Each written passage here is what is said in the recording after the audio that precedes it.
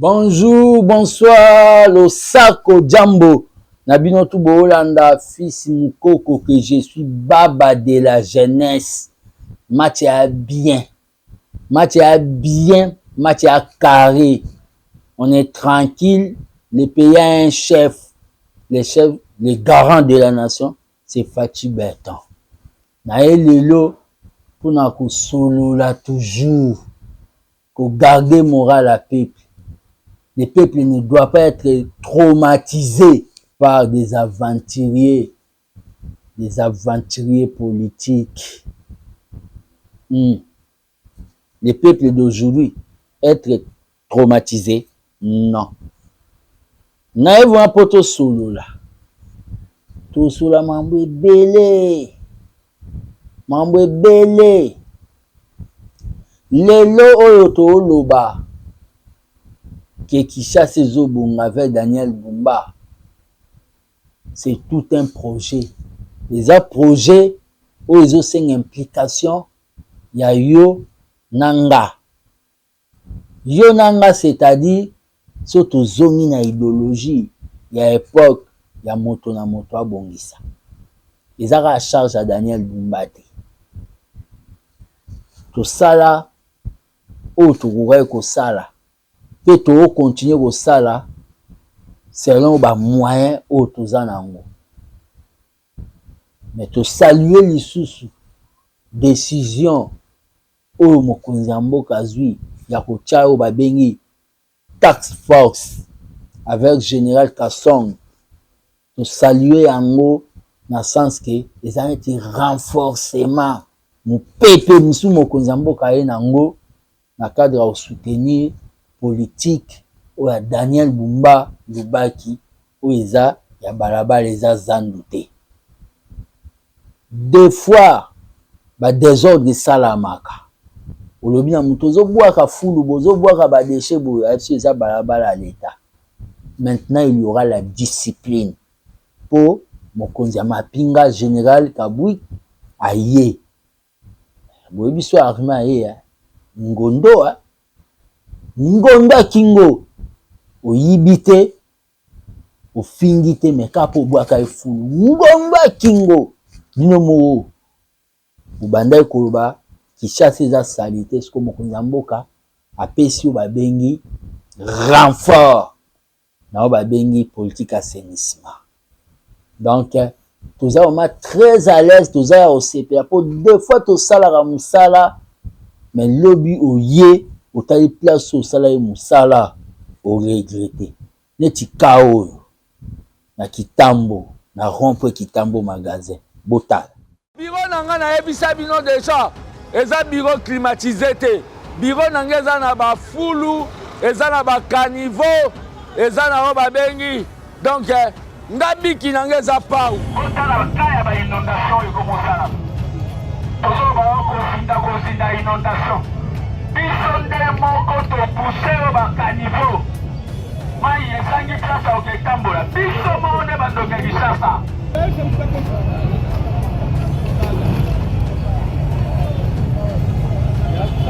ala tosala boye salite eza batemo te moto bakobwakango eza yo nanga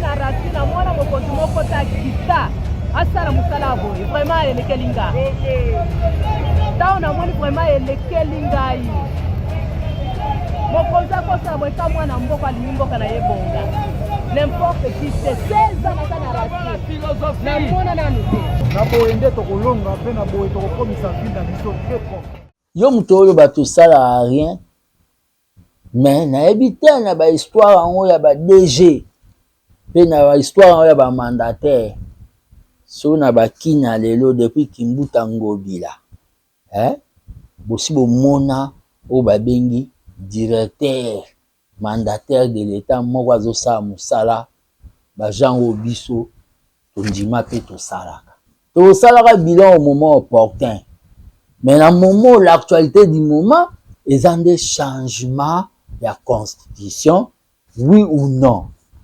wana selon ba principe démocratique et ça ma na référendum. Donc banali Kelemba Paul Kagame, je dois informer aux Congolais na Congo li Kelemba mo esami comme na C64. Tata li Kelemba na bango Paul Kagame, yemtalié ça bango. Li Kelemba wana esalami awa na Congo et qu'après ça désordre. Article 64 eza mbeli à double tranchant. Egozo ki sabino. Yo Kabundi Drokinon ozonga makala. Yo Denis Sesanga cheveux rebelle. Ba okanga yo. Yo Fayulu na bakanga o te. Na ebite so bakanga o déjà. Yo Fayulu. Président de nuit. Ba okanga yo. Yo utu. Soki sur l'uranium multiforme, multinationalité, Moïse Katumbi, yo ki makati. Dans la minute, tolo ba no boy ba ki article 64 ans bolo beza mbeli à double tranchant. Mbeli na bino mo oboya na ngo tout babino. Fati n'a pas violé la constitution. Traînant le commune à garde. Bobani ba désordre. Fati n'a pas violé la constitution. Bo traumatisé peuple na ba ville morte et raté presque partout na Congo. Bo yande bo traumatisé ba peuple. Les ama wa plein. Lelo. So ba lo ba na chaîne na ba chaîne na bino. So ba lo ba qu'il y a eu babengi planification ya koboma mokonzi ya mboka par ba général neti batiwewe. Bolanda va continuer. Les chefs d'accusation sont graves, complot, trahison, propagation de faux bruits ou encore détention illégale d'armes et de munitions de guerre, parfois à leur domicile. Des chefs d'accusation qui sont pour certains passibles de la peine de mort. Alors sur le banc des accusés, 7 hauts gradés de l'armée, tous venus en uniforme, comme l'ancien chef d'état-major de l'armée, le général Christian Chiwewe. 3 autres accusés sont en fuite. C'est le cas de John Numbi, ancien inspecteur général des forces armées congolaises. Alors à la barre, les hauts gradés présents à ce procès ont tous décliné leurs identités devant le président de la haute cour militaire, mais aussi leurs diplômes et leurs débuts dans l'armée. Tous ont des carrières militaires longues. Certains sont entrés dans les armes depuis les années 1980. Alors ce procès s'ouvre après presque 1 an d'enquête, car certains de ces hauts gradés ont été arrêtés en juillet dernier. Ce procès s'ouvre aussi alors que la République démocratique du Congo traverse une crise sécuritaire sans précédent dans l'est du pays. Une partie du territoire reste contrôlée par les rebelles de l'AFCM 23 soutenus par le Rwanda. Tribalisme eza wapi? Nde baloba na journalisme mundele journaliste mundele asali papier abiki abanda bomba manduki bakize nango siko bino ba misubo ya bolo kao à cause de tribalisme, à cause de haine contre eux babengi bakatange. Fatia linga bakatange. À l'initiative du président de la République, Félix-Antoine Tshisekedi Tshilombo, une nouvelle aérogare moderne est en train de sortir de terre à l'aéroport international de la Louano. Actuellement, les piliers de la structure prennent progressivement forme, tandis que les bétons du premier des 4 niveaux que comptera cet aérogare sont en cours de coulage. Dans le cadre de ce projet, il est également envisagé la construction d'une nouvelle route qui débouchera sur la route de Kasenga, tandis que l'actuel sera transformé en voie à sens unique. Le vice-premier ministre et ministre des Transports et Voies de Communication, Jean-Pierre Bemba Gombo, a effectué une visite d'inspection sur le chantier ce jeudi 23 avril 2026. Il était accompagné du gouverneur intérimaire Martin Kazembe Choula, du directeur général de la régie des voies aériennes et du ministre provincial des Transports. La minute eza misala. Misala ne. Sur les 510 mètres concernés par les travaux de surélévation de la chaussée à Kassangoulou sur la nationale numéro 1, il ne reste que 112 mètres en demi-chaussée qui recevront le ferraillage et le béton dans la nuit de ce vendredi 15 mai et 100 mètres de chaussée complète qui pourront raccorder l'ensemble à la batterie de bus de 2 fois 1 mètre carré déjà posée par le projet. Ces travaux qui se réalisent sous l'encadrement de l'Agence congolaise des grands travaux par l'entreprise SIC impactent malheureusement négativement la circulation en créant des longues files d'attente. La société civile et les habitants de Kassangoulou reconnaissent cette souffrance qu'endurent les chauffeurs, mais les appellent à la patience. Ici, on est en train de construire la plus grande centrale photovoltaïque. Là, il y aura de panneaux. Donc la lumière de ces soleils-là, une fois tombée ici sur nos panneaux, va commencer à éclairer l'Unikin, la commune de Lemba, la commune de Ngaba, la commune de Limete, la commune peut-être de Mongafula. Et la SNEL va élargir encore son champ. Et je crois dans les années à venir, peut-être la République démocratique du Congo, Kinshasa en particulier, n'aura plus de problème d'électricité. Maman au Congo, tu fais ça, na bengi, misusu boya distraire batu, na ba ville morte mo boye, hôtel na omo fayu le fongolaki, le fonctionnaki. Congo fait ça, ba recherche, ba innovation technologique, botala.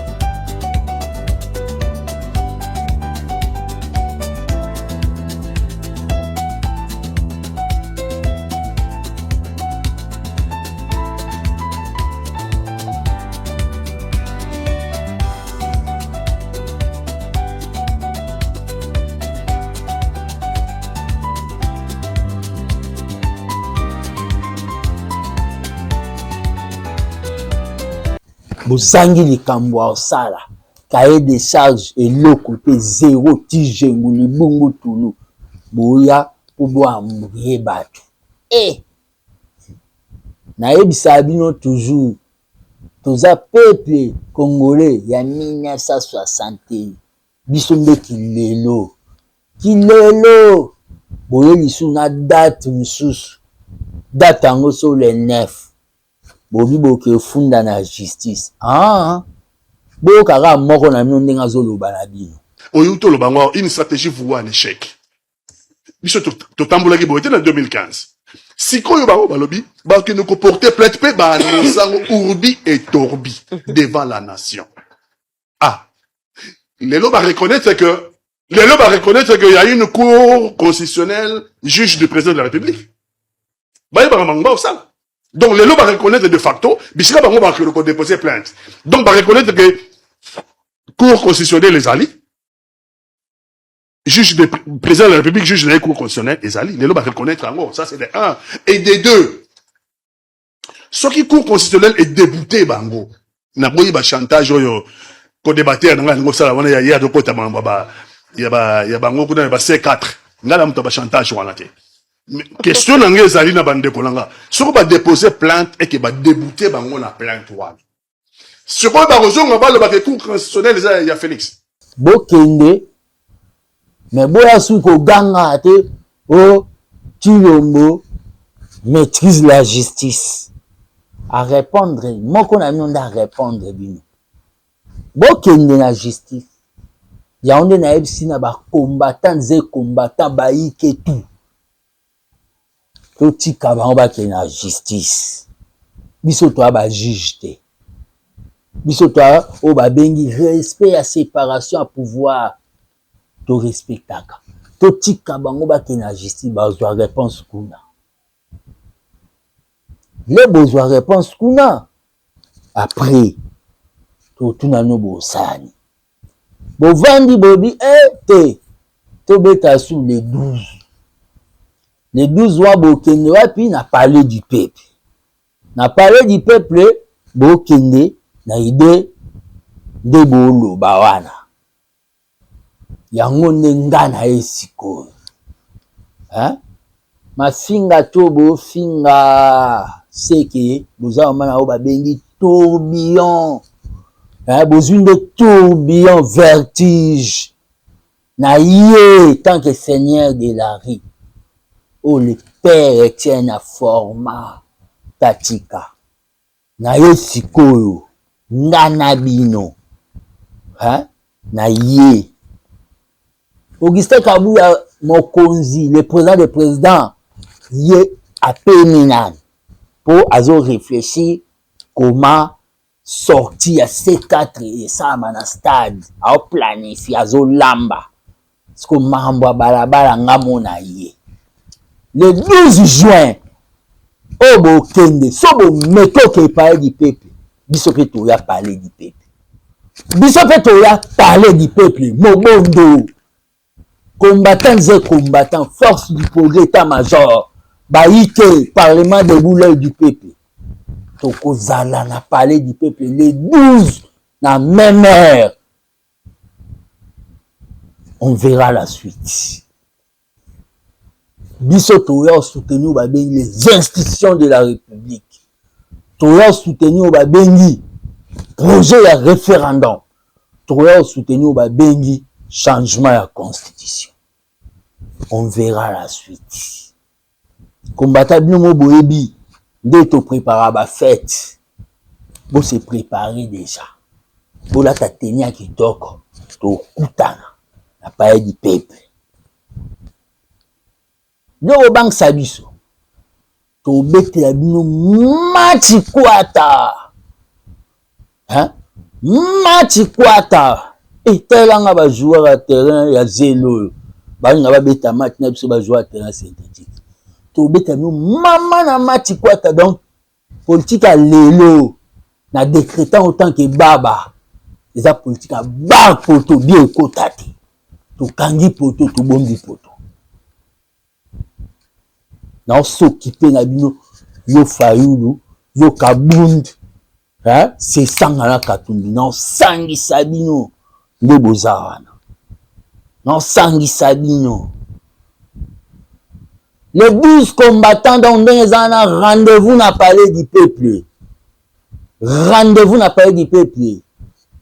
Mukolo Nzambe mita salango. Calendrier, ils ont Nzambe. Tout le monde a un avenir moro. 10 églises. Sans déranger les autres. Les 12 et à date Nzambe biso le toke parler du peuple. Toke parler du peuple. Donc, pas dit que bon mécatoni. Bien bon balabala.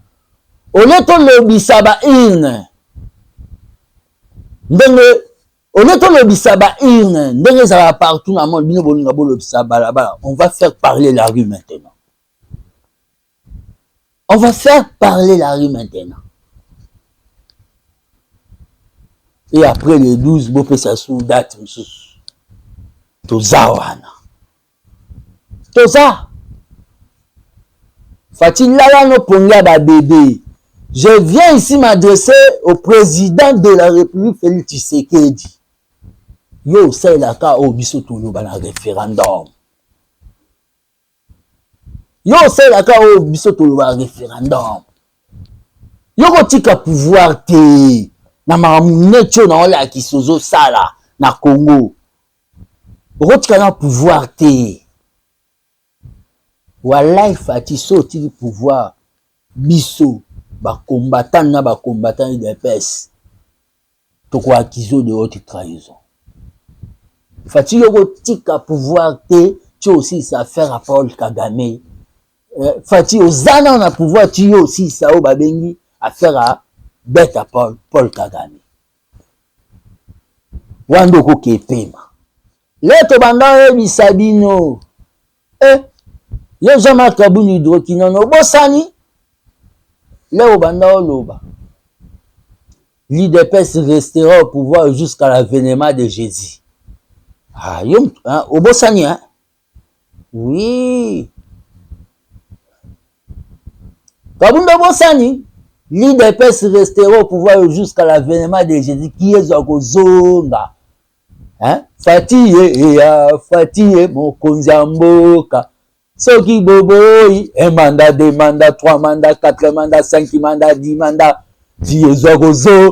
Mais d'abord, pendant des années, il y a la 4e République, et la 3e mandat, ils ont de nouveaux mandats.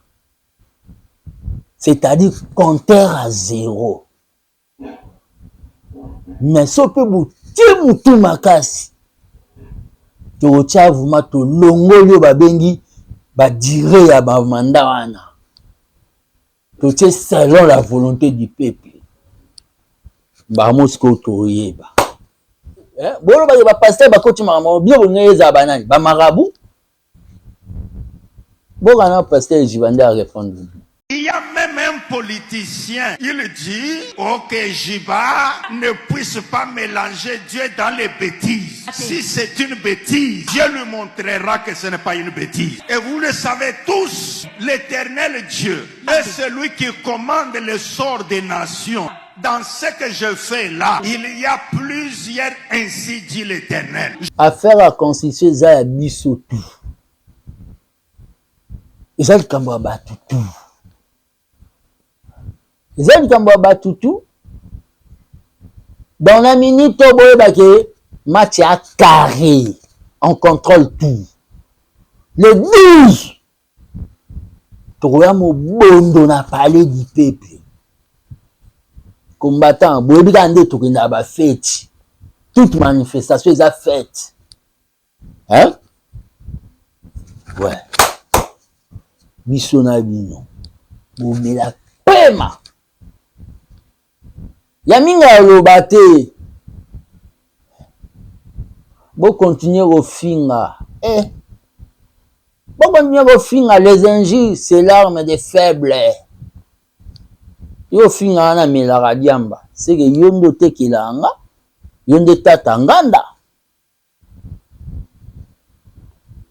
Yonde tatanganda. Yonde mogosoti. Pema tourbillon. D'événements en cours. Eza, Misak. Le 30 juin, fête de l'indépendance. Événement ça, concert, il a fait le go là. Concert héritier na Mikili. Et le 16 juillet, na Aqua. Pasteur Emmanuel Dodi. A Otea, l'événement en Wana. Na répété l'issue, l'événement en cours, le 30 juin, fête de l'indépendance, pendant. Concert, il y a Fer et Gola, Jésus de l'Alliance. Na concert, il y a Gogan, Tourbillon, Watanami Kili. Puis le 16 juillet, na Aqua, na Limete. Le prophète Ndanganzambe Emmanuel Dodi Aotea. C'est ça l'événement. Yamotuya. La distraction à Pamba. Rendez-vous le 12. On a parlé du peuple. Mouta Koufate pour Mona. Togoya mo bondo. Togoya mo bondo. Nous, au banque Sabiso. Et, bah, you maman, boy.